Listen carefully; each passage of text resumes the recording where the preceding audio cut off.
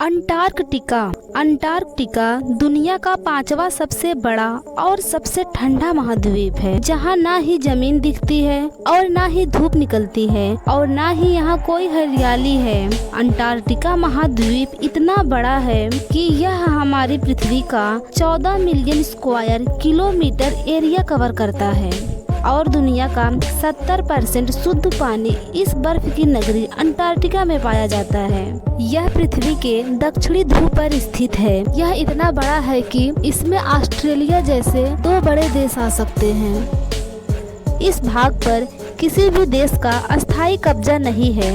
हालांकि 7 देश जैसे कि New Zealand, Australia, France, Norway, United Kingdom, Chile और अर्जेंटीना जैसे देश इस पर अपना अधिकार मानते हैं, लेकिन अभी आधिकारिक रूप से ये मान्य नहीं है।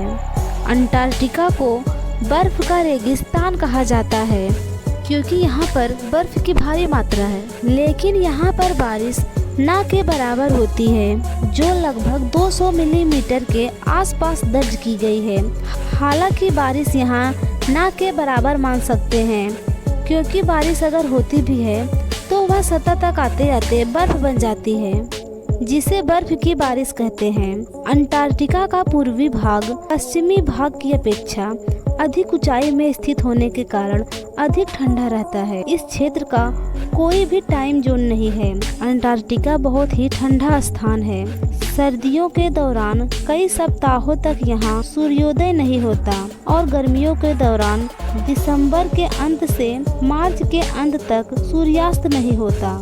अगर ध्रुव के केंद्र की बात की जाए तो यहाँ 6 महीनों की सर्दियाँ होती हैं और इतने समय तक सूर्यास्त नहीं होता, और जब सूर्यास्त होता है तो 6 महीनों की लंबी गर्मी के साथ आप यहाँ दिन के किसी भी समय खड़े होकर सूरज को क्षितिज के ऊपर घड़ी की उल्टी दिशा में अपने चारों ओर घूमते हुए देख सकते हैं। दक्षिणी ध्रुव पर पहुँचना बहुत ही कठिन है। ये समुद्र और समतल समुद्री बर्फ से ढका हुआ है। दक्षिणी ध्रुव का केंद्र बहुत ही ऊंचे स्थान पर स्थित है।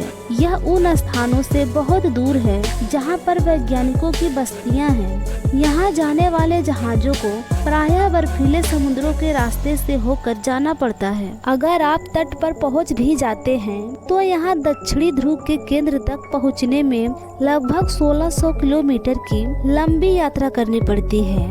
इसके बर्फ के सतह की बात की जाए तो लगभग 1.9 किलोमीटर तक की मोटी बर्फ की सतह है, जो लाखों वर्ष पुरानी है। कहा जाता है कि पहले इस जगह पर तापमान काफी ज्यादा था। इसके बाद यहाँ टुंड्रा वनस्पति की मात्रा काफी ज्यादा थी। फिलहाल टुंड्रा वनस्पति अभी भी है, लेकिन कम मात्रा में। बाद में प्लेटलेट्स रखने के बाद और कुछ प्राकृतिक कारणों के कारण यह बर्फ का रेगिस्तान बन गया।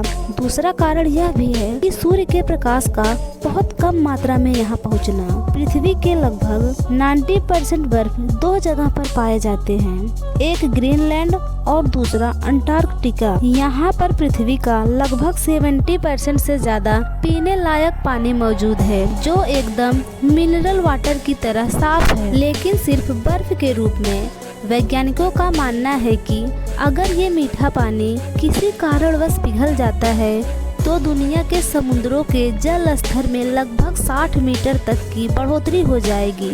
ये बढ़ोतरी इतनी है कि इसमें दुनिया के बड़े से भूभाग से इंसानों का नामो निशान मिट सकता है। अंटार्कटिका में जहां गर्मियों में तापमान -10 डिग्री सेल्सियस से -15 डिग्री सेल्सियस रहता है, तो वहीं सर्दियों में यहाँ का तापमान लगभग -60 डिग्री सेल्सियस तक हो जाता है। अंटार्कटिका में वैसे तो कोई इंसान नहीं रहता है। यहाँ पर किसी को रहने के लिए प्रतिबंध भी है, लेकिन वहाँ पर परमिशन से जा सकते हैं। यह वीरान क्षेत्र दुनिया के तमाम वैज्ञानिकों के रिसर्च का घर भी कहा जाता है, जिसमें भारत भी शामिल है। अंटार्कटिका पर लगभग 30 देशों का शासन है, जो सभी 1959 अंटार्कटिका संधि प्रणाली के पक्षकार हैं। संधि के शर्तों के अनुसार अंटार्कटिका में सैनिक गतिविधि, खनन, परमाणु विस्फोट या फिर कोई अन्य मानवीय कार्य करने की अनुमति किसी को भी नहीं है। गर्मियों के महीनों के दौरान लगभग 5000 लोग यहाँ पर अनुसंधान स्टेशनों पर रहते हैं, पर सर्दियाँ आते ही यह आंकड़ा घटकर 1000 हो जाता है। इन वैज्ञानिकों का लगभग 80 से ज्यादा रिसर्च सेंटर जो यहाँ पर जमी बर्फ के साथ साथ मौसम बदलाव और बहुत कुछ चीजों के बारे में खोज करते रहते हैं। यह क्षेत्र चारों ओर समुद्र से घिरा है। समुद्री तूफान और हवाएं यहाँ बिना किसी रोक टोक के बहती हैं। इनकी तीव्रता इतनी ज्यादा होती है कि पलक झपकते ही वो हमें गिराकर बर्फ में तब्दील कर सकती है, क्योंकि यहाँ पर समुद्र से सीधी हवा आती है। अंटार्कटिका में इस ग्रह की सबसे तेज काटाबैटिक हवाएं हैं जो चौंका देने वाली हैं। ये हवाएं 200 मील प्रति घंटे तक पहुँच सकती हैं। अगर यहाँ के जीव की बात करें तो पेंगुइन जैसे जीव का नाम सबसे पहले आता है। ये जीव अंटार्कटिका के पश्चिमी तट के पास रहते हैं। ये बर्फ की सतह पर रहते हैं और अपने भोजन की तलाश में समुद्र में गोते लगाते हैं। इनका शरीर यहाँ के तापमान के लिए बिल्कुल अनुकूल रहता है। इनका जीवन आधे समय समुद्र में और आधे समय बर्फ की सतह पर बीतता है।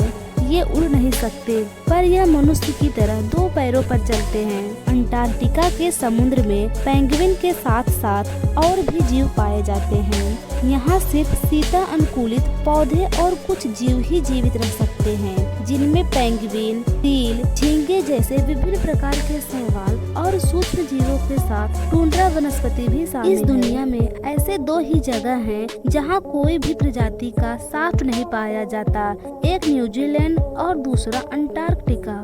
दोस्तों, कुछ लोगों का मानना है कि अंटार्कटिका एलियन का बसेरा है, लेकिन वैज्ञानिकों ने इस बात को अफवाह बताया है। आज तक यहाँ एलियन सभ्यता के कोई भी सबूत नहीं मिले